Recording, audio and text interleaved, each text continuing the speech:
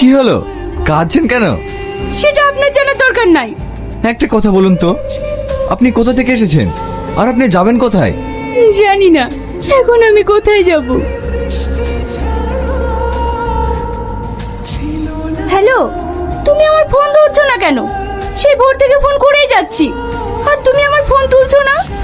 আমার phone silent করা ছিল, বুঝতে পারিনি। আমি গেদে বর্ডার পার হয়ে ইন্ডিয়ায় চলে এসেছি। কি? তোমাকে এত নিষেধ করা সত্ত্বেও চলে এসেছো? তুমি এখন কোথায় আছো? এটা কোন জায়গা? কৃষ্ণনগর বাস স্ট্যান্ড লেখা আছে। এখন আমি কোন দিকে যাব? দেখো, আমাদের এই সম্পর্ক আমার ফ্যামিলি কখনোই মেনে নেবে না। তুমি বাংলাদেশে ফিরে যাও। কি? তখন তো ফোনে খুব বড় বড় কথা বলতে। আমাকে নাকি দেশের বর্ডার ভেঙে নিয়ে আসবে, বিয়ে করলে তোমাকেই করব।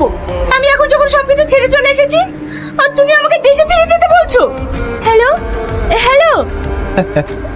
এই সালে প্রেম ভালোবাসা এরকমই হয়, হাজার স্বপ্ন দেখিয়ে মাঝপথে ছেড়ে চলে যায়।